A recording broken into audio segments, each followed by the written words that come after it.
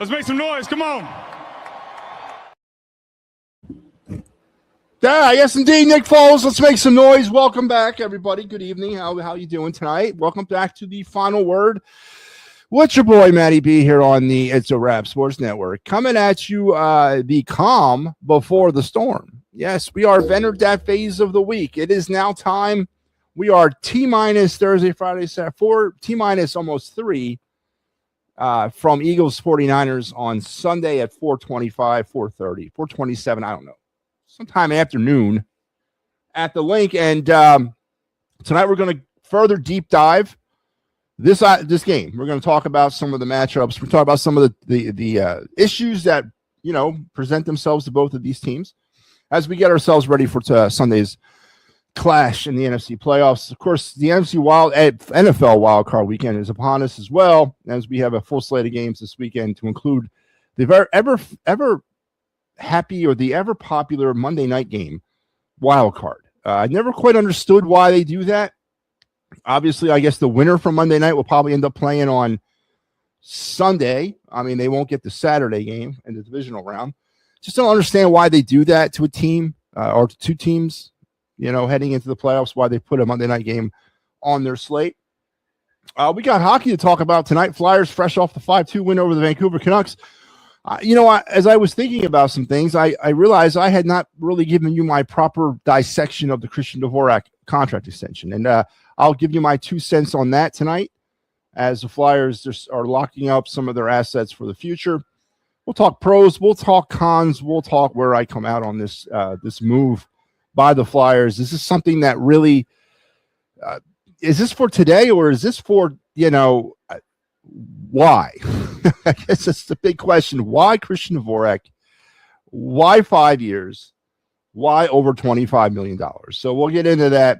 We are going to get back to the hot stove tonight. I know. I just keep finding myself losing time. We're going to talk some of the comings and goings that are not involving the Phillies because the Phillies are not doing anything. We are getting closer and closer. We're about, 33, 34 days away from when pitchers and catchers report, that 36, something like that, coming up on a month. And we don't have a full baseball team yet. Or if the baseball team were going to go out there, if the season were to start today with the players that are currently on this roster, God help us all. God help us all. So what's the plan? Again, no JT, whatever. What's the plan? I think we all want to know, but there's been some other moves over the last week. Again, coming out of the holiday season, it was really slow going. But we'll recap some of those moves on tonight's program and your day in Philadelphia sports history, your card of the night. We'll get back to that tonight, and also your of the night segment. All of that stuff on our Wednesday edition of the Final Word, getting closer and closer to the end of our broadcast week. Hey, what's going on, man? I love the kitten, man. I love that. How you doing tonight? How was your day, bro? My day was fine. How about you? I had a great day. Glad that you're joining us. Don't forget, for all you new people to the show, to the network, the It's a Wrap Sports Network, make sure you give us a like, a share, a subscribe on YouTube specifically, and on the other platforms as well. We could really appreciate it. Because we're trying to build this thing from the ground up, and we need the help from people like you. We definitely do. It is good. Good. Glad to hear it. So, as I said, tonight, calm before the storm, Eagles 49ers. There's actually calm before the storm for a lot of teams tonight, right? I mean, this is it. This is what you've been waiting for. This is the 18 weeks of the season have kind of led to this point. And here in Philadelphia, the common theme over the last couple of days on our local sports radio or anytime anybody that presents any sort of Philadelphia sports content, it is solely directed at coming to grips with the Eagle malfunctioning offense and just now relying upon the defense. We talked about this last night. Giving the defense their opportunity, and can they lead the Eagles to a Super Bowl championship with an offense that has not worked well at all this season? And is it a viable technique, and is it a viable plan going forward into the playoffs? And also the consensus being last night that coming off essentially a bye week where most of the starters did not play against the Commanders, you are looking at a situation where they could very well defend their way past the San Francisco 49ers. And I think that's a very valid point. And it's something that is probably going to sway a lot of people as we pick games later on in the week and we get closer to game night about how we kind of look at this game specifically between the Eagles and 49ers. But going into the playoffs and making a deep run, can the defense be the only thing that carries this football team to a Super Bowl? We talked about not disrespecting the 2000 Ravens defense by comparing it to the 2025 Eagles. We talked about not disrespecting the 85 Bears defense by not comparing it to the 2025 Eagles, because those are two different types of defenses. They're not comparable to the Eagles. The Eagles are a very fine defensive unit, and they've been pulling rabbits out of their hat all season long to support this team. 11-6 could have been a lot worse if it hadn't been for the defense. But can they come up with 4 more games? Do they have 4 more games in them to lead the Eagles to Super Bowl victory? Because, again, the consensus is around the city is we're done trying to find out what the offense is. We're done trying to figure out if it's Kevin Padula, if it's Jalen Hurts, if it's the offensive line, if it's Saquon Barkley, if it's something other, Nick Sirianni, if it's Howie Roseman, whoever it is that's causing this offense to malfunction. We're done trying to figure it out. And now we're going to place all the eggs in the defensive basket. And is that a viable way to go through the playoffs? And obviously time will tell as we move through the playoffs. But that is our first topic of the night. But before we get started, let's remember everything happening on the It's a Wrap Sports Network this week. You got tonight, it was the Pittsburgh Sports Desk returning from their holiday break and me. Tomorrow, you got the Birds Blast with Kyle Quinn. That'll be at 4:30. We've decided on time. Me and Kyle came together today. We got that hammered down. 4:30 tomorrow, the Birds Blast with Kyle Quinn. As me and Kyle will take a look at the Eagles 49ers game a little bit more in depth, discuss who we think is going to come out on top, the score, predictions, all those great things. 8 o'clock tomorrow night, the Gridiron Weekly returns from their holiday hiatus. I'm back at 9 o'clock tomorrow night for my final episode of the broadcast week. And then later on tomorrow night, you got Flyers, Maple Leafs post-game. On Friday, it's the Philly Friday Frenzy with Big Al Zafiri. On Saturday at 8 o'clock, starting at 8 o'clock, it's the best of the It's a Wrap Sports Network of the week. If you missed the shows the first time and you don't want to go searching through YouTube, that's okay. We'll bring them to you. Starting at 8 a.m. on Saturday, you'll get the chance to rewatch all the shows then. Also, post-game on Saturday night, Flyers and Lightning. On Sunday, we get to kick this thing in the butt and do it all over again. On Sunday morning with the Philly AM Sports Show, Eagles 49ers post-game, and then wrapping up with my first episode of my new broadcast week on Sunday night. So there you have it. That's what's going on the It's a Wrap Sports Network over the course of the next few days. I am a Ravens fan. I'm sorry about Harbaugh. I am. Sorry about what happened against the Steelers. Man, that's the way to.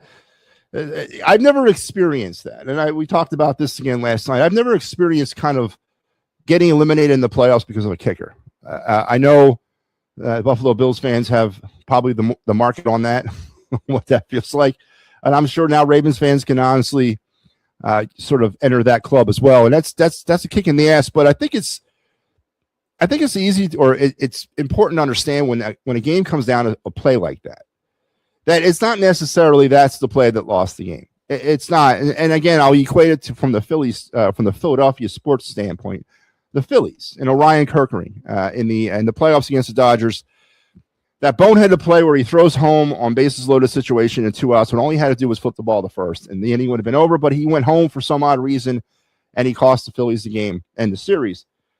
That's not the play that cost the Phillies the season, right? It's not. It's just a culmination of stuff that led up to that moment, and you got to kind of bring solace to the fact that the missed field goal by that rookie, what's his name, Loop. That's not what cost the Ravens that game. It's not. It's a culmination of events. They couldn't keep Rodgers down, man. The old man got him. The old man bested them. And that's really the bottom line. Lamar, Flowers, they did what they had to do. But defense kind of let the Ravens down a bit. And the kicker ends up being the scapegoat. So I really hope that going forward, all is forgiven for that young man as he is at the beginning of an NFL career, then I certainly believe he'll be fine. And now, of course, the great search for a new head coach is on. We have some stake in the John Harbaugh thing. If things don't work out well here, if Nick Sirianni implodes on the sidelines on Sunday against the 49ers and the Eagles are eliminated, does Howie Roseman pull the trigger and actually fire a CEO coach and actually bring in a real coach? And is John Harbaugh perhaps ready to come home to the place where it all started for him, on the pro side at least? So, we got some stake in that. And there's also some stake in the John Harbaugh thing when it comes to the Giants. Is he going to be the next head coach of the New York Giants? So, I mean, there's a lot of drama sort of yet to unfold. But yes, condolences from all of us here at the It's a Wrap Sports Network on the Ravens losing. You too. You have a great day as well. I'm sorry, Ro. I think Texans and Rams Super Bowl. I'm not disagreeing with you. I don't think Texans are getting there, but I could definitely see the Rams. If you had to pin me down right now, I actually, at the beginning of the season, I picked Buffalo and Detroit. Obviously, half of that didn't work out. Detroit didn't make the playoffs, but I went with Buffalo and Detroit. I'm going to stay with Buffalo. I am. I don't know. Call me crazy, but I'm going to stay with Buffalo coming out of the AFC. And the Rams coming out of the NFC or Seattle, that's a viable option. I'll go with that. Or Bills or Rams. There you go. See, look at that, man. We're on the same page. That's what I'm talking about. But all right, let's get this show going tonight. Let's strap in, strap on, strap up. Keep your head, hands, and feet inside the car at all times. And here we go with your day in Philadelphia sports history. On this day back in 1996, for the second time in 3 years, Dallas Cowboys knocked the Eagles out of the playoffs. Dallas beat up on the Birds 30-11 in the divisional round, a momentum-carrying win that would lead the way to Dallas's fifth Super Bowl victory. Forced into the game after an early injury to starting quarterback Rodney Peete, then backup Randall Cunningham struggled, completing just 42% of his passes in his very final game as a Philadelphia Eagle. And that was an interesting end to an interesting season in 1995. First year of Ray Rhodes.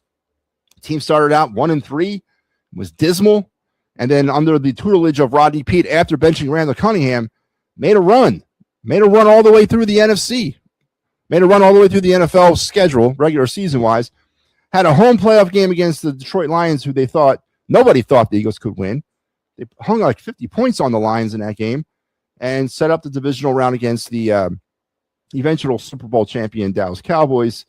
And as you heard through that little reading there, ushering in the final appearance of Randall Cunningham ever as an Eagle. I believe he ended up in Minnesota the following season and then kind of hung around there for a few more years in the late 90s. Now the Eagles, of course, in 1996, returned to the playoffs again under Ray Rhodes.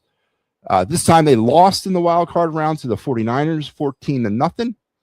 1997, they would not make the playoffs at all, 6-9-1.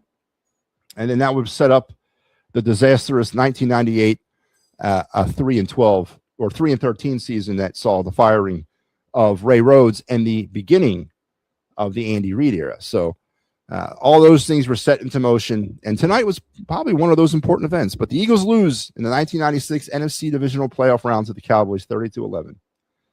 Capping off a very successful and surprising 1995 NFL football season for the Philadelphia Eagles, at least. And there you have it, your day in Philadelphia sports history, brought to you by the fine folks here at the It's a Wrap Sports Network, specifically the Gridiron Weekly. If you're into NFL, NCAA, not a specific team, not a specific conference, not a specific division, then the Gridiron Weekly Report is for you. The guys will come at you every Thursday night at 8 o'clock, and they will break down the latest and greatest that's happening around the NCAA and the NFL. That's the Gridiron Weekly Report, Thursdays at 8 p.m., only exclusively right here on the It's a Wrap Sports Network. So, all right. So, again, calm before the storm. What does that mean?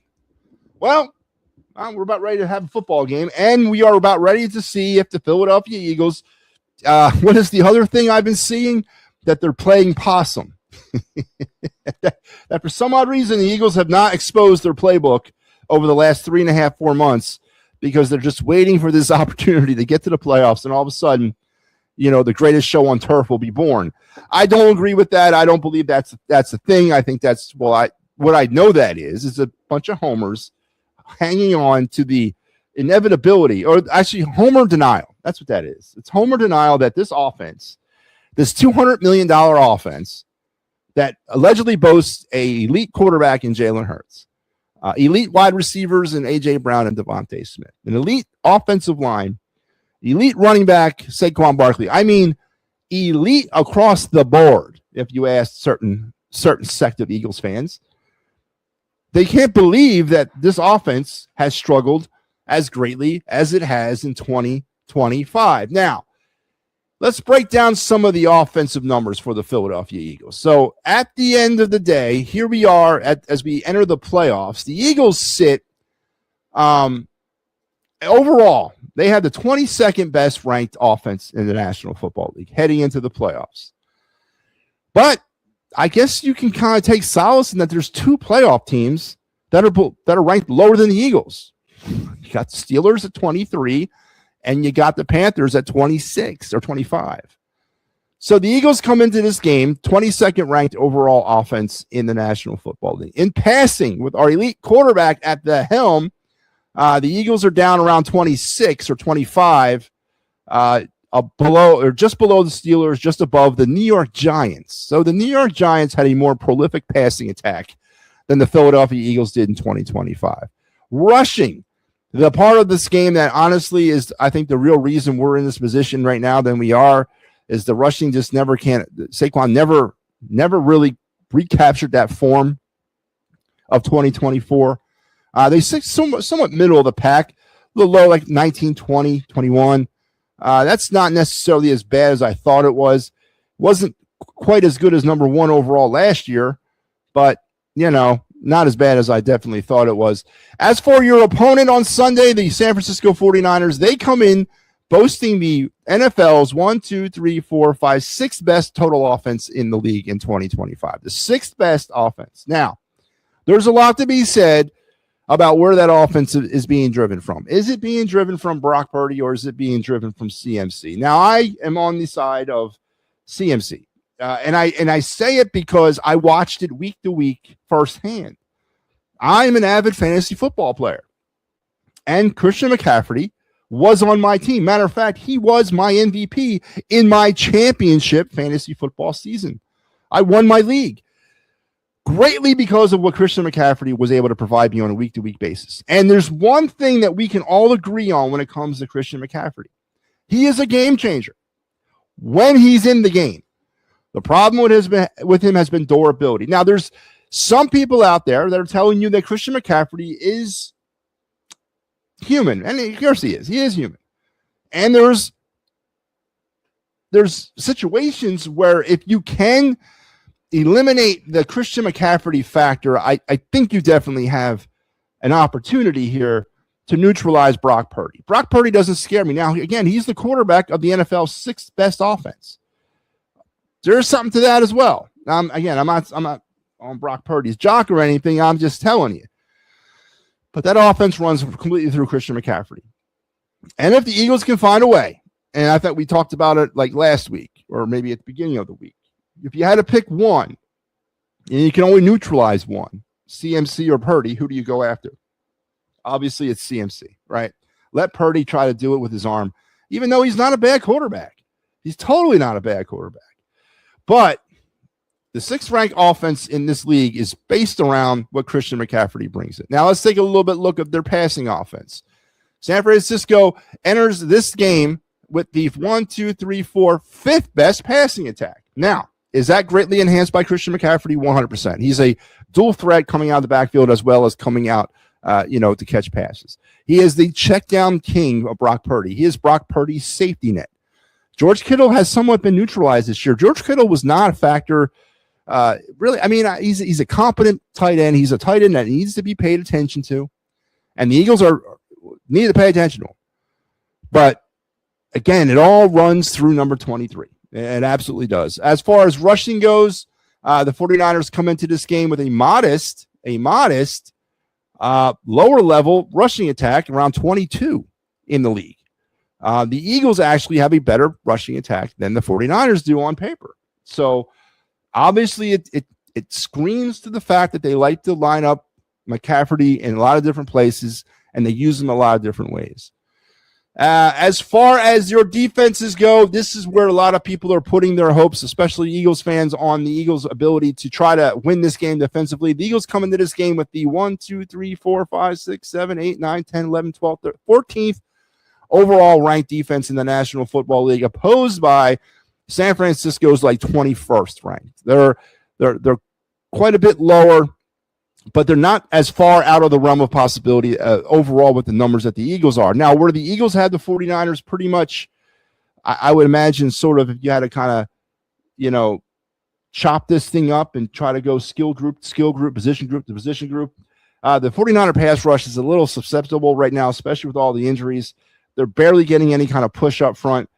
You would think that the Eagles could take advantage of that, but the wild card on that is the Eagles offense. So, I'm not necessarily putting my eggs in that basket either, because we've seen the Eagles struggle against the most pedestrian defenses of 2025. It's not like they've been shut down by the league's best. They have, but they've also been shut down by some of the league's worst defenses. So all bets are off when it comes to the Eagles offense to me. All bets are off. I don't care who's playing defense for you. You got a shot against that offensive group. It's not been good.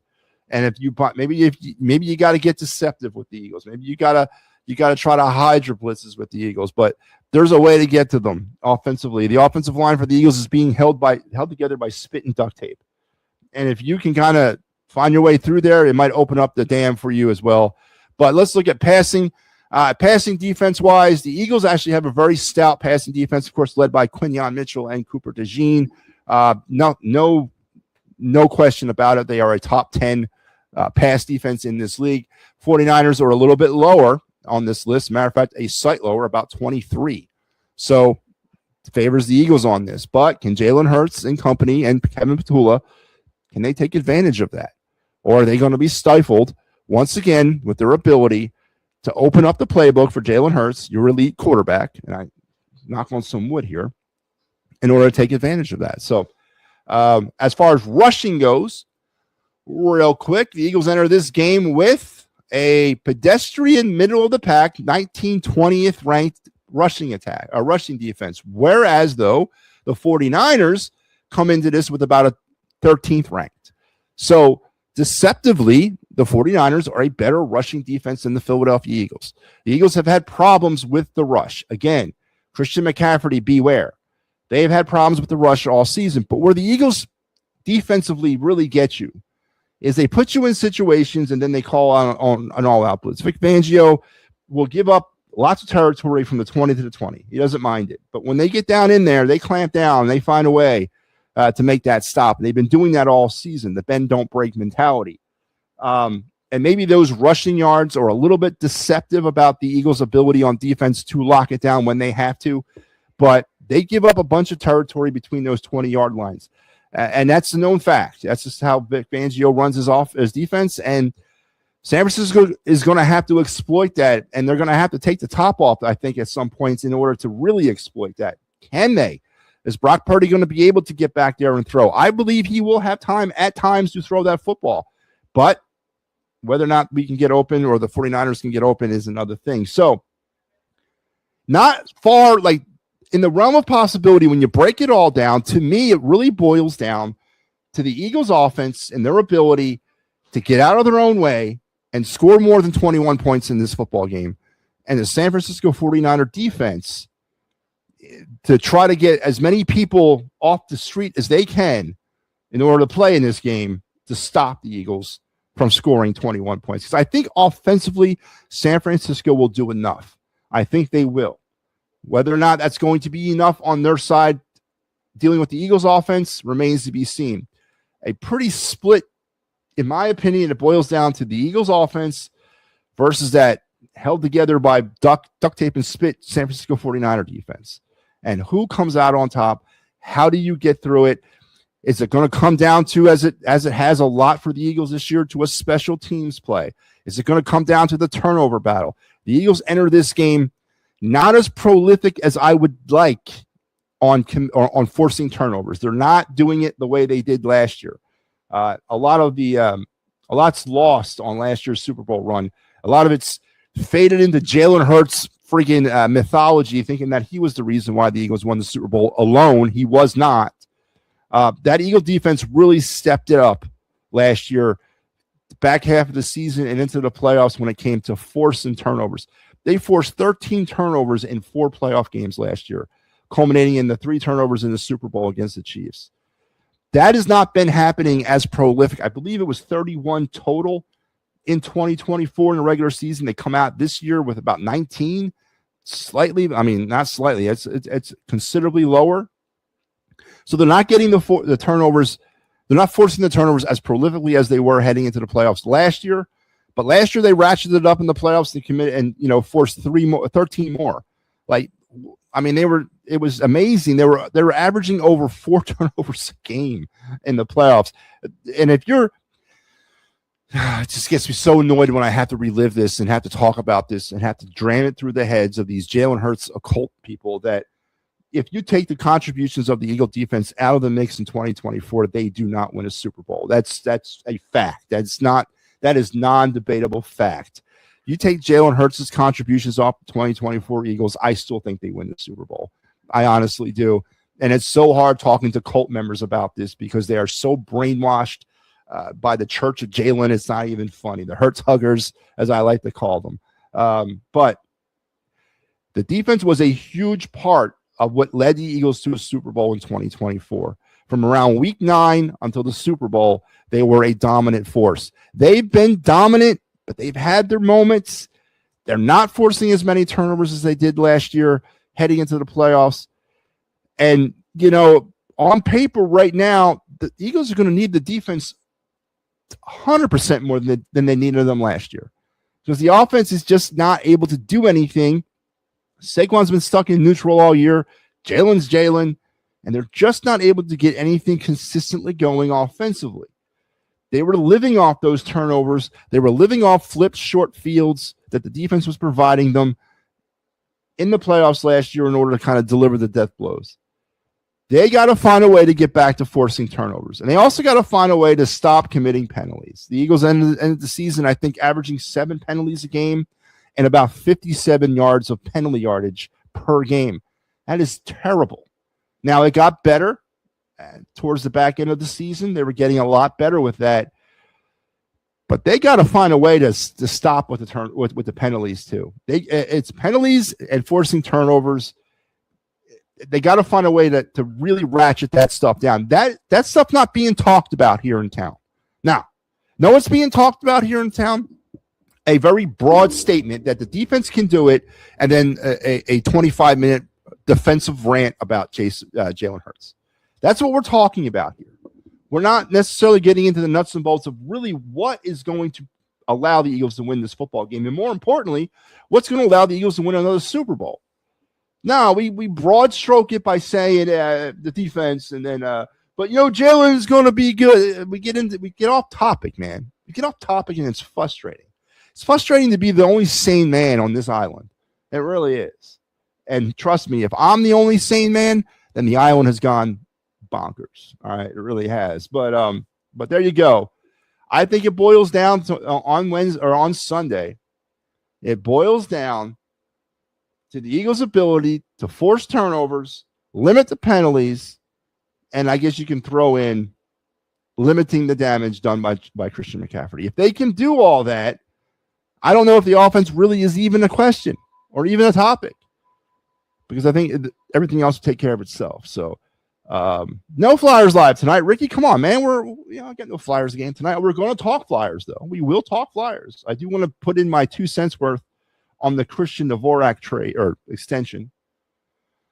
Yeah, Joe, we are going to open up the phone lines. Where did I got off topic, man. Let me bring this up. We are going to open up the phone lines right now. So if you want to jump in on the conversation, feel free to click this link. It'll take you backstage. I will then bring you on stage. Then you can discuss with me personally, with the camera, without a camera. Doesn't really matter to me. I just need to be able to hear you, and you just need to be able to hear me. And that's all that needs to happen. But here you go. Phone lines are open. The link should be popping into your streams as we speak. Come and join the fun here on the Final Word. It's a Wrap Sports. And Star Wars pops in here. Ranger going to the Mets. I heard the talk was ramping up. Do we have breaking confirmed news that Ranger Suarez is a New York Met? I actually thought that it was going to happen. I really did. Let's look.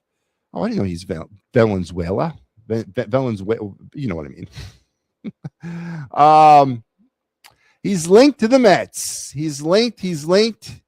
I'm not seeing anything. I'm not seeing it. I'm seeing linked. And we talked about this earlier in the offseason. Nothing official, but perhaps I said this way back in November. I honestly could see it. Of course I could see it. 100% can see it. Him going to the Mets. And then that's where a perfect destination for him. Mets need pitching.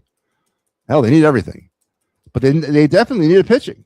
And Suarez, if healthy, is still a quality 3 or 4 in your rotation. Matter of fact, he's 3. His ceiling is about a 3 at this point in his career. Even with being healthy, he's a 3. No, I would not be surprised at all. Again, I think we called it here on the network or on the show. I think Ranger Suarez to the Mets was one of my predictions heading into the offseason. So Star Wars reports that Ranger Suarez is going to the Mets. That has not been confirmed. He's being linked to the Mets, just like JT Realmuto is being linked to the Phillies. You know, that and a dime will get you a cup of coffee down there in K&A. You know what I'm saying? So I don't know, man. But I would not be surprised to see Ranger Suarez find his way into blue pinstripes. And then what do you do then? Right? What do we do then? Do we counter that move? With what? What do we counter that move with? Signing Harrison Bader? Is that the move we're going to counter with? Harrison Bader to the Phillies? Promoting Garrett Stubbs to the active roster. He's going to back up Rafael Marchand. Oh, man. Listen, we're about 35 days away. I can't wait. Best time of the year. Matter of fact, I got a programming note to talk about at the end of this. Don't let me get off the air without telling you this. But I can't wait. Baseball in its majesty starts essentially for me on February 9th. I guess I'll tell you about it now. Baseball for me starts on February 9th. I will be moving this whole operation, or myself, actually. I'm not moving any of this stuff, but I'm moving myself down to Knoxville, Tennessee on February 7th, where I'll be based out of for the next 2.5 months as I participate in the college baseball season. I will be working Division I, Division II, NAIA games all around the Southland. Tennessee, West Virginia, Kentucky, Georgia. You'll be seeing me. Check me out if you got ESPN Plus. Flip around, see if you can catch me on a game. I don't have a specific conference that I'll be working with, but I will be working all around the South Central region, I guess you would call it. I'm not going to be in Florida. A little bit of like southern, southwestern Georgia, maybe some games down there. But February 9th is when baseball starts for me. Then I'll come back around mid-April and then do my summer thing up here. But I'm ready, man. I am so ready for baseball to start. Thank God baseball is like the shortest off season in the history of sports. I love it. And we're getting ready to go. But I think for a lot of Phillies fans, man, you're about to get a hard, cold dose of reality come February. Was it 12th is when pitchers and catchers report? Man, it's going to hurt, man. It's going to hurt. It's going to hurt. A caller. Michael Papernick joins me. Michael, how are you? Papernick. Yo, there? What up, Matty? What's going on, man? How you doing? I'm doing good. How about you? Yeah, I'm here. You there? Yeah, I got you. Okay, it's hold on. You can hear me? I can hear you perfectly. Okay, it's my mic. So what's on your mind, Papernick? Yeah, did you see Strom said he'll call it a spade about what's going on, the rumors of him having dissension or making, whatever the issues with management. He said he'll just call it a spade. I did see that. I'm glad, he got shipped out. And I know Nick, he shouldn't have got shipped out. Alvarado should have been shipped out. That's just my opinion. Okay. Now, Castellanos, on the other hand, I give it to him for standing up. And when he stood up, what did Robbie do? Oh, he benched him. Mm-hmm. Man, he don't bench. He benches nobody. He don't bench any stars. He can't. He can't bench Bryce. Bryce can walk by Robbie and go, my fault, my bad, or whatever. I won't do it again. Okay. The guy on the 28th guy on the bench sees that. I'd do the same thing too. I'd walk by him and say the same thing. Yeah, this team's a mess. You're right. Oh, February 9th, my birthday, where I turned 57. Oh, good stuff, man. I'll be down in Knoxville, Tennessee. Yeah, my family lives down in Tennessee, right outside Nashville. Okay. And but yeah, I mean, the Phillies are a mess. It's a mess with Dombrowski. It's a mess with Robbie. The only thing they got right is Mattingly. You know, and hopefully that guy Garcia, whatever, hope he pans out. Well, Papernick, when you look at the Phillies right now, we don't have a roster yet. I mean, well, I guess we technically do. If you're going to promote Marchand, the starting catcher, and bring up Stubbs, I guess you do have a roster that you could officially report and start. But is this Castellanos back in right, Bohm back on third? No. I mean, is this it? And then left field is Garcia, and center field is friggin' is Crawford. I mean, is this what they're telling us? Is this really going to happen? I mean, look, like I said, they're third place this year. That's my opinion. But then again, maybe Castellanos batting maybe like seventh in the lineup. Maybe that works for him or something. I don't know. Maybe because he knows he wants out of here, he's going to have to put some numbers up. So he can get out of here maybe before the All-Star break. You know, maybe he has a big spring training so they could trade him. You know, the dummy upstairs ain't going to. You know, he don't know what to do with him because he knows if he just cuts him, he's on the hook for $20 million. They could pay the guy $1. The next team, it don't make no difference. So Castellanos don't care where he plays this year. And did you see the thing with Schwarber? He told the Reds not to offer any more money because it wasn't about money. Yeah. Okay. Yeah, that's a bunch of crap, man. That's you know as well as I do that was a bunch of crap. And I love Reggie White. It's like Reggie saying God pointed him to Green Bay. Yeah, it wasn't God. It was that huge contract. It was a huge contract that pointed him there. But I just the Phillies are a mess. And I was listening on another podcast. Man, they were talking about Kingsbury and Harbaugh. Could Harbaugh go to the Giants and take Cliff Kingsbury with him? Yeah, we talked about that. Last night? We mentioned. I have a feeling. In my gut, man, I just have a feeling that he's going to be Harbaugh's going to be the new head coach of the Giants, unless, of course, something goes drastically wrong here. Sirianni gets fired because the Eagles lose 48-0 on Sunday, and they make a play for Harbaugh. Because I would think that if that happens, if the Eagles do fire Sirianni, he's got to be the first person that they're going to call. And that's got to be the job that he wants more than anything else. Well, now there is a job that could open up. I don't know if it would entice him or not. If Tomlin gets fired from Pittsburgh, maybe?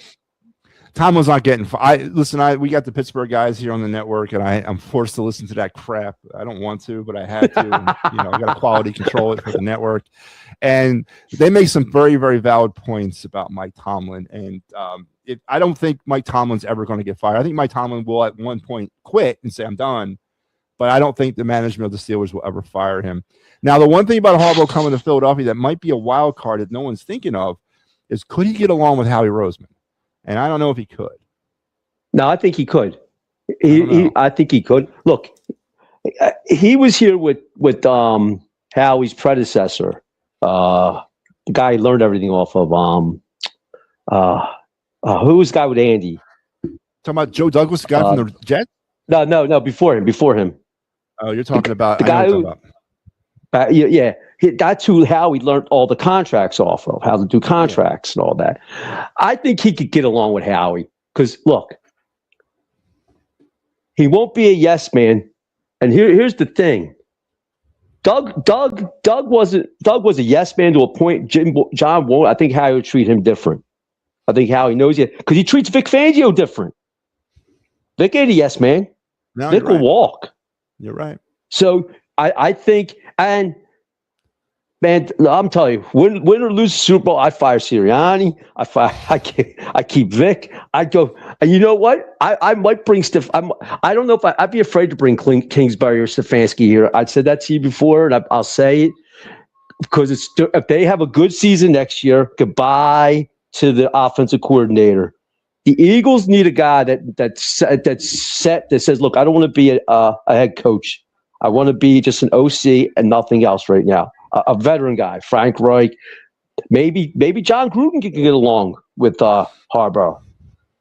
I don't know where Gruden stands in that whole scandal. Is he officially, like, did they blackball him? I mean, I haven't really heard much about where he's at. You know, why he got fired from the Raiders. That whole the racist emails and stuff like that, allegedly that he was throwing around. And I know that was it racist? I thought it was sex ones. I thought it was maybe it was both. I had heard something. Yeah, maybe it was sexist, racist. It was one of those things. But then I also heard that was kind of thrown out by saying that, no, that's not what happened. So I don't know where Gruden stands, but I'm with you. I would love Gruden here. Matter of fact, I would love Harbaugh as the head coach, Gruden as the offensive coordinator. Can you imagine that?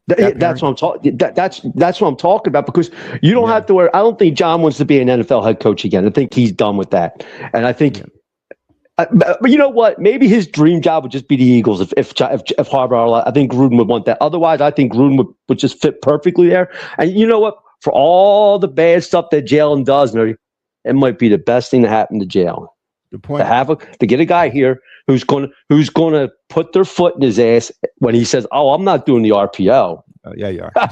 And it ain't just going to be the head coach. The head coach ain't going to be waving pom-poms out there, That's a good point. But Tom Heckard was Andy Reid's GM. Tom Heckard. No, it was the other guy. Who was the guy who was the president? Joe Banner. Oh, Joe Banner. Yes, I thought the GM. Yes, Joe Banner was. Joe Banner. Yep. Banner. Yep.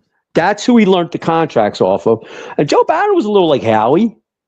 No, he was a little like Howie in the sense. Not what I mean. Like what I mean is like the contract wise. I mean, he didn't have the control because Andy had full control, which I was never a fan of that. I was never a fan of a GM being the head coach, because how do you talk contracts if you're disgruntled? You can't go to the head coach. Who do you go to? Yeah, I think it was all about a football decision. But here's my score for Sunday. And look, as much as I think the Eagles are going to lose, but I can't stand the 49ers. They're worse. They're fans, and they're just worse than the Cowboys. I'm going 25-19 Eagles. 25-19. Papernick says 25-19 Eagles. And give me your game MVP, Papernick. Who wins the game MVP? MVP. You know what? He's been playing hot lately. Jalen Hunt. Jalen Hunt from the defense. And what is this like? What makes him win that? Does he have a pick six, fumble recovery, a couple sacks? I think it's gonna be at least two sacks, a strip fumble, and somebody else recover. I think that's what he's going. Yeah, I think he's just gonna have a really. I mean, like I told you, I wouldn't trade that kid. I'd trade Jordan Davis and Nolan Smith to the Raiders for Max Crosby. If we could pull that off, if the Raiders would take that, I would do it too. Well, we have to throw a second or third round? I do. Why not? Just got a third round pick for Huff. I throw my first round pick in that. Oh no! Yeah, you got the fourth pick in the third round for Huff. Or he's the 64th pick. So the second pick in the draft, right? The second pick in the third round. Yeah, you could package that with maybe a third round of the year afterwards. Maybe get a fifth and sixth back with Crosby and Davis and Nolan Smith. That solidifies their defense. You got a guy who's already paid. You paid Jalen Carter. You don't have to pay a Jalen Hunt for at least 2 more years, because he's only in his second year. So you picture that line right there. I don't know if it would be better. But it'd probably be the best line of football then, if you had Crosby going across with Carter and are you kidding me? That'd be the best defensive line football. And then you go out and you draft a legitimate, cornerback too, and you build them around Quinion. Did you see the? Okay. Was it you? Did you put the post up about Quinyon Mitchell? He only left up 110 yards in passing this year. No, I didn't put that up. That's all he did. Yeah, you had a great year. I'll send you. I have the thing. I'll send it to you. 110 yards he gave up. That's all he gave up. Yep, and he committed about 19 non-call pass interferences, Kaepernick. But that's neither here nor there. But no, he's a hell of a player. Well, so is three quarters of the NFL. Well, So is the 3/4 of the NFL do that. He's more handsy than a teenage boy in the movie theater. Who is it? Who's that? They're all handsy. Come on, look at Lester Hayes. Remember Lester Hayes with the stick'em? I mean, yeah, well, that was different, man. I mean, that was different. Yeah, it was. Hey, you have a good night, Matty. You too, Kaepernick. Quinyon Mitchell had a great year. All right. Michael Kaepernick. It brings always some really interesting points to bear. I definitely feel, in reference to the Raiders and Max Crosby, I got lambasted on the internet for putting up a trade proposal that sent, was it AJ and Jalen to the Raiders in return for Max Crosby and Brock Bowers and the Raiders' first overall pick, which was the number one, which will be the number one pick in the draft. And I don't know why that's such a taboo trade offer. I mean, it crosses the I's and dots the T's for this football team. You're telling me that we couldn't get any other quarterback to come in here and do what's Jalen's done all season? I mean, we're not replacing it based on what he's done this year. We're not replacing that big of a talent. So we can take that number one overall pick, draft Mendoza, start McKee next year for half a season or whenever he falls apart, and then you put in Mendoza and you go from there. But you'd have one of the more rock solid defenses in the history of football. With Max Crosby. And as I said, you take that second round pick, take a top flight cornerback, put him next to Quinyon. You're cooking with some Crisco there with that defense. So, I'm a big proponent of making that happen. I'm a big proponent of somebody doing something with the Raiders to get Crosby, because he would be the missing piece. He's going to be the missing piece for a lot of defenses, but he's like the missing mega piece for this one. And if they could find a way to get him, it would be game-changing for the Eagles over the next 10 years. So, Kaepernick always bringing some great stuff. I second another caller, Joe Hale. Joe's been waiting patiently for like 2 days. Joe, how you doing, man? I'm hanging in there. First of all, I'm going to give you some news. I don't think Harbaugh is going to the Giants. He's going to hook up. Breaking news. You heard it first. The Falcons just hired Matt Ryan just quit CBS 3. You guys know that, right? Like tonight, right now? This morning, as of this morning. He's not going back to play football for the Falcons, is he? No, he's running it. He's your GM. Matty Ice, huh? And on the wish list is John Harbaugh. John Harbaugh wants that job. I don't know, Joe. When I look at some of the other jobs available, and again, I factor in, and I know this is a wild card, and it's probably not going to happen. But if Sirianni does find his way to the unemployment line in the next few weeks, the Eagles' job all of a sudden becomes the most popular job out there. Yeah. And I'm telling you, it's a ready-made team. It's a competitor. It's a Super Bowl, contender. I think any coach would love to come here, and a John Harbaugh who's been there, done that, would be, I think, the perfect guy for this job. Now, again, this is a pipe dream because Nick Sirianni probably won't get fired either way, but I'm just saying, man. I don't know if Atlanta's his thing. I don't see him in Atlanta. I see him in New York, man. Atlanta already interviewed him for 24 hours. It's fine. Because here's why he wants to go to Atlanta. Robinson. Yeah, Bijan. Phoenix. The Falcons tight end. Oh, Pitts? Yes, Kyle Pitts. Yeah, what a draft bust he was. But Bijan Robinson's not a draft bust. I think Michael Penix might be a bust. They'll probably give him one more year before they decide. But I don't think the Falcons are as close as a lot of people think they are, especially in that crappy ass division. Oh my God, the freaking Panthers won it at 8-9. I mean, they finished third in the division. Yeah, and they help what's his face get in. But wait, no, wasn't the reason why Tampa didn't get in because they lost? No, Atlanta won. The Saints. That's lost. right. Atlanta got Carolina in, right? I knew it was something like that, but I don't think that's I don't think it's an attractive job for him, man. I think he wants to get back in the black and blue East. I think he wants to get back into that. No, I'm going to give you a score projection. 24 score prediction. 24-21. Elliott late minute field goal. Game MVP is who? Jake Elliott. So Jake Elliott wins the game MVP and wins the game all in the same kick. Yes. Listen, Joe, I agree. I think this game is going to be either a close one or a blowout for the 49ers. Does that make sense? Yes. Flyers topic. Jamie Drysdale, concussion. Yeah, I saw that. I can't believe the dude that hit him is not getting suspended. It'll come down. They're going to review it. No, I know what you're talking. But listen, there's so the players' union has a way to appeal things. I think he will get suspended. And, I know what the league said, but I think Bobby Brink getting hit. That was a great game last night. I love that game. That was great. I love that type of hockey, man. The Phantoms are killing it. They're in first place in the Phantoms again. Yeah. You get up to Allentown and watch many Phantoms games, do you, Joe? Yes, I do. It's a great option, man. Just like going to see the Iron Pigs. It's a cheap option. It's the Flyers and Phillies up tomorrow. I mean, you can't beat high-level minor hockey or high-level minor baseball. You just brought up the Phillies. Well, Papernick did. Apparently, who was it? Dombrowski told JT to figure out by Friday what he wants to do. Give him a deadline, huh? Give him a deadline. Drew a line in the sand. Said, "Hey, I need to know." That. And it should have been weeks ago. There's a Twins catcher, and they're close on Grudnek. Mm-hmm. I heard about that rumor. I'll take that. He can play in tune with Marsh.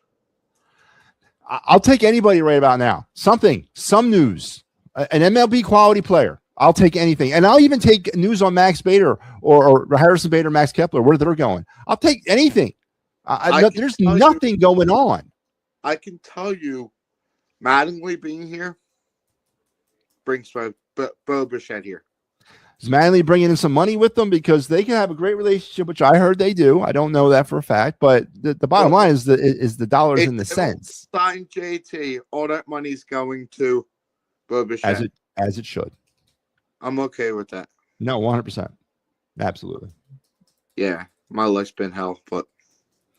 Well, as I said last night, Joe, I'm not going to disrespect you with the platitudes. We both know that what this really is, and I do wish her all the best, and I am praying for her. So please pass that on. We all are, but thank you. Anytime, Joe. Anything else, man? Yes. Pat is on TikTok last night. Killing bashing me? Was he bashing me? No, he wants to come back. I told him to hit up you. I know it does. What was he saying on TikTok? He thinks the Eagles are going to lose in a bizarre way. A safety. Right? Are we all living in Pat's world? Listen, the Eagles, but you know what? To Pat's point here, the Eagles have been winning some fluky games all year. Block field goals, block punts. We've been winning. Josh Allen probably could hit that throw 99 times out of 100, right? But he misses it that one time. So there's been some fluky things going in the Eagles' favor all season. Turnabout is fair play. So I don't know, man. I don't know. He did say McCaffrey's going to get injured, and no, that's not being a prognosticator, man. That's having eyes, man. I'm surprised McCaffrey's still standing upright at this point of the season, honestly. Who's the offensive tackle? And Lane Johnson's back. Did anybody talk about that today? I heard that come out, but I also heard from Baldinger saying that he knows Lane, apparently, and it's still kind of iffy. Apparently, Lane Johnson might be dealing with some mental health issues. Yeah. And taking the day by day, kind of. Nakobe Dean was a full participant. Yep. Lane was He did. He was on the field because Yep. John Clark. Breaking news: Ian Rappaport just official. Something must have happened on NFL. Somebody got hired. We have a hiring. We might have another firing. Might be another firing. Yeah. So. Well, we'll find out what that is, Joe. Listen, man, we'll be back tomorrow night. So make sure you're back. All right. Yep. All right, Joe Hale, my man. Yeah. So the Lane Johnson thing is peculiar. I know he's been banged up. But there's potentially some mental, and he's dealt with mental health. I don't want to say issues, but he's dealt with some things throughout his career. And I'm not questioning Lane Johnson's character, nor am I questioning his ability to be a warrior out there. Not at all.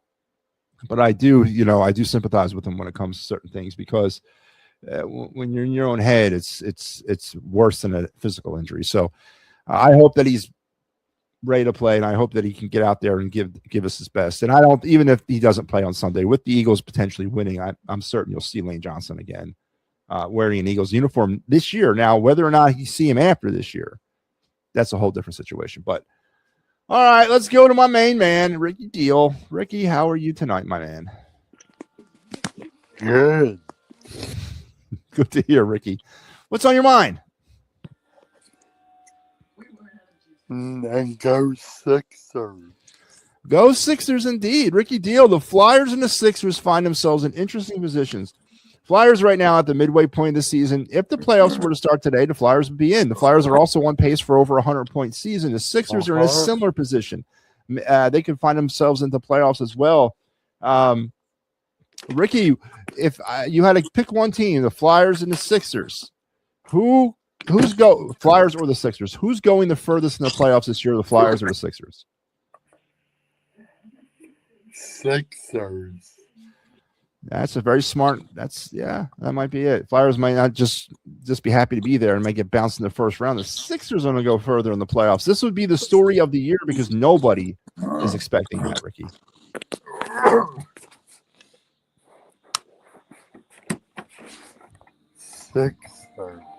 Sixers. All right. VJ Edgecombe will be Rookie of the Year.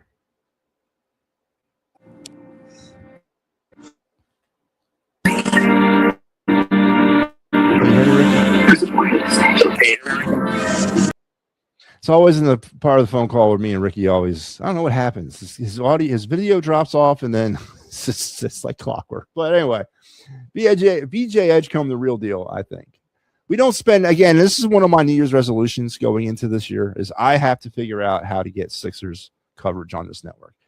I really do. We got a post-game show that was all raring to go, but, we had to kind of deviate from it. But I got to find a way to get that back up on the air. So I'm working on it. But all right, let's do the of the night. Then we'll get into Christian Dvorak, and we're going to call it a night here tonight. So here's the of the night segment. Roll it.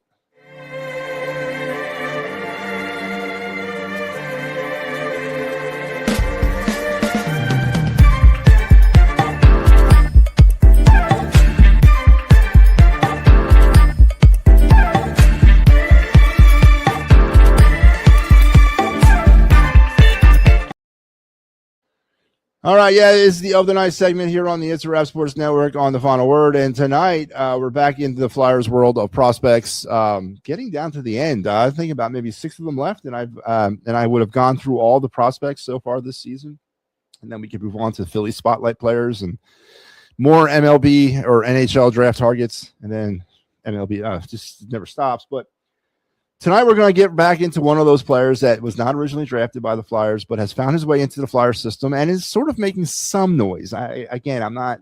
Let's be real here. It's not major noise. He's part of a skill group or a position group that we definitely need help. And no, it's not center, but it's on that blue line as we continuously try to find the answer on the blue line. And let's talk about him now. It is the former 5th round pick of the San Jose Sharks, Artem Guriev. He's currently, he's not with Reading. He's in Lehigh. So he started the season off in Reading when I built this graphic. He is since moved on to Lehigh Valley, where he is now. The 6'4", 6'4", 209. If there's something wrong with that, is obviously he's got to put on about 10 pounds. I need to see 6'4", 220, or maybe 6'4", 215. All right, so put on 6 pounds. That's all you need to do, and that'd be better for me. But again, drafted in the 5th round of the 2021 NHL draft by the San Jose Sharks. He's a big physical two-way defenseman known for his booming open ice hits, strong skating, and heavy point shot, making him an intriguing prospect with a mix of shutdown capabilities and offensive potential. There is a gateway to the Flyers for this kid, 100%. But being a 2021 draft pick, and here we sit in 2026, you start thinking, well, as the boat sailed on Artem Guriev. But the Flyers don't think so. They took a shot with him. So again, currently sitting with the Phantoms. He's no longer in Reading, but when he was in Reading for the first 22 games of the season, he had a goal and assist. I'm sorry, he had a goal. That's it, and was a putrid -1. So far in Lehigh Valley, 4 games with the Phantoms, no points, and he's in -1. But it's the intangibles of what he brings. Again, last night's game sort of brought back a lot of memories of old-time hockey, right? As I mentioned on the show, the only thing missing from last night for me was them putting the foil on, right? And the Hanson brothers. That was almost reminiscent of a game back in the 90s. I loved it. Absolutely loved it. Now, Jamie Drysdale coming out of this with a concussion is obviously you don't want to see, but as far as purism and when hockey goes, that got me all excited last night. Artem Guriev fits that mold right now, and I have a 6'4", 210-pound defenseman roaming my blue line who likes to muck it up, who likes to get in the corners and have some fun like that. Anybody could use him. He is a prototypical 7th defender. Whether or not he finds his way onto the Flyers, I don't know at this point with a 2021 5th round pick. I don't know, but he is definitely somebody you want to keep hanging around your system for such emergencies that you might need him. So as far as being a permanent fixture with the Flyers, probably not, or a permanent fixture in the NHL, probably not. But he definitely has the intangibles that I'm looking for. 6'4", 210 pounds, and a heavy shot who plays physical. So there you have it. Tonight's prospect of the night, Artem Guriev of the Lehigh Valley Phantoms. And that segment was brought to you by the Birds Blast with Kyle Quinn. Not Thursdays at 7. I'm going to change that. I'm going to stop lying to you guys. We probably will never, ever do a Thursday at 7 show again. Probably not until either the after the season or first episode of next season, but I am not going to lie to you ever again. The show, Birds Blast, this week will be seen tomorrow at 4:30 p.m. So make sure you set your VCRs. Tomorrow, 4:30 for the Birds Blast with Kyle Quinn, as me and Kyle will break down some Niners and some Eagles, and of course the Birds Flyby, which will come at you directly after Eagles 49ers wild card. Still working on whether or not we're going to do dual hosts or tri hosts, or Mike Laro is going to take it on his own. We're sort of, actually I haven't mentioned it at all to the guys, and I can't believe it's Thursday already, so I'll have to get on the stick with that. But that is our hope moving forward into the playoffs, that we kind of, just like we do in the Titans final, we plus up with hosts for the postseason. We kind of want to do something like that for this. So make sure you're checking that out, regardless of whether or not it's just Mike or if it's a whole bunch of us. But all right, last point of the night, and then we're going to wrap it up. Christian Dvorak yesterday, 5 years, 25. When is it? 25.75 or something like that was the contract. North of 25 mil for a 4th line centerman who has been having a great year. Has left a lot of Flyers fans sort of like puzzled. Why would you offer a 5-year contract to a Christian Dvorak who before this season, now he's on pace for like a 50-point season. It's on pace for around 55, 60 points. But that would be a career year for him. He's never gotten above 38 points. Now, is it because he's being paired up with Trevor Zegras? Maybe that's the secret to the Flyer, to his success this year. But that is not going to be the secret to the Flyers Stanley Cup success, is a Trevor Zegras, Christian Dvorak line. It's not. Christian Dvorak is a place card holder. He was brought here or signed here last summer because of that ability. We are desperately thin at center. Desperately. And he was brought in as a cheap option on a 1-year deal. He has been amazing this season with the Flyers. Now, why didn't the Flyers Sean Walker him, right? Why didn't we just ride him out to the trade deadline and then move him along for a second first-round draft pick? I would have been plenty okay with that.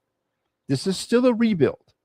And when we're talking about trading a player like a Christian Dvorak, it's still a rebuild. Now, I'm not asking to trade Mitchkov at the trade deadline. That's a different situation. But you're looking at a guy that does not figure to be part of what is to come with the Flyers, at least in his prime, right? He's 29. He'll be like 34 by the time this contract is over. The contract also comes with it a no-trade clause, a complete no-trade, no-move clause for the first 2 years. It gets a little better as we move through the contract. It loosens up, and then I think by the fourth year, there is no more trade clause. But there is no more no-trade clause. But there is a no-trade clause, a complete no-trade, no-move clause for the first 2 years of that deal. I just don't understand the economics, right? The Flyers have cap. They got plenty of it. Matter of fact, heading into next season, right now, they are projected like the top four, the fourth most cap room in the NHL, right? And the free agent class in 2026, as far as centermen go, is not looking any better than the 25 class did. I get you. But where it really kind of tells a story to me is in the development phase, our prospects. What does this say about, I don't know, Jet Lachenko's ability to step up into the role of an NHL player at this point? To me, it says a lot. It says that he's not ready. And it says the Flyers are maybe looking at Lachenko as a situation where, okay, he's ready when he's ready, but we don't think he's going to be ready anytime soon. If he surprises us, then fine. But right now, we got to err on the side of caution, and we got to find a center long-term or medium, intermediately long-term. Now, we're talking about the 13th overall pick 2 years ago in the NHL draft that I said on draft night. I did the show on EOP with Al. We did our very first and ever NHL draft show. I told Al that was a reach. I don't care what you want to say. Jet Lachenko was a reach at 13. Most people, to include me, had him graded out middle second round. And the Flyers took a top 15 pick on him. And it's been a constant struggle from that point forward to see if this kid's ready for the NHL. So to me, the Christian Dvorak trade, or signing, I can't call it a trade, the signing is more of a shallow prospect pool, especially at center, than anything else. Because Christian Dvorak is blocking somebody from coming up. They're going to tell you all kinds of things. No. What did Danny B say yesterday? If there's a prospect that's ready to play, we'll find a way to play him. Really, Danny? So you're going to bench a player that you're paying over $5 million a year because Jet Lachenko all of a sudden showed up next year and is ready to play? No, you won't. That's a bunch of bull crap. That was coach speak, word salad, whatever you want to call it. But to me, it says a big time loud message that the Flyer prospect pool, especially at center, which is not a secret or not a mystery or not a surprise either, is pretty damn thin and pretty shallow. So I don't like the move. Was not necessarily against re-signing him, maybe to a 2 or 3 year deal. Yeah. Or I wouldn't have been necessarily against moving him at the trade deadline for more assets. Sorry. I'm not dealing with it, man. I'm not feeling it. I'm not feeling Christian Dvorak 5 years over $5 million a year. I'm just not feeling that. I mean, we're coming out of a period of bad contracts. Finally. I mean, Danny Barrera was able to get rid of Ryan Ellis this year.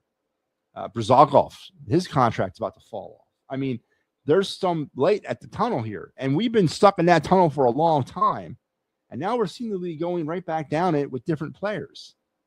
I'm not feeling this contract. I'm not at all. But the Flyers and Dvorak, he's here to stay. I would say at least through the first 3 years of this deal. After that, the trade clause goes away, and they can maybe move him, but just not liking this contract at all. But Christian Dvorak, 5 years for an AAV around $5.15 million a year. Just not feeling it. Not feeling it at all. And that, folks, once again, we failed to get to the damn hot stove tonight. What's going on, man? Why can't I? Maybe I'll lead off with the hot stove tomorrow. That's what I'll do. I'll lead off with the hot stove tomorrow and the card review. We'll do the hot stove and card review first thing tomorrow night. Let's get it out of the way. Well, that is going to wrap me up tonight. I want to thank everybody for being part of this. Don't forget, tomorrow, the Flyers are back in action. They will battle the Toronto Maple Leafs, and Mike Lara will have you for the Clear the Ice program following me probably right around the time my show ends. So make sure you're back here for that. And then on Saturday, I'll come back at you with the Flyers and Lightning from the arena as they do that first half of that funky home and home with the Lightning on Saturday and Monday. On Friday night, don't forget also the Philly Friday Frenzy with Big Al will be back at 9 o'clock.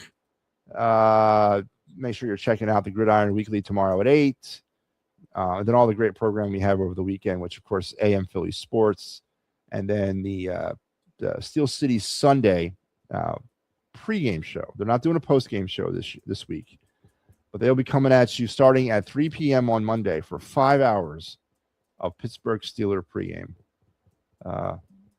It's too much Steelers for me. But there you have it. And then all the great stuff that's happening on the network. Here's the schedule. Once again, if you want to find this and read it more closely, it's all over our social media. So be out there looking for it. But I will talk to you guys again tomorrow night.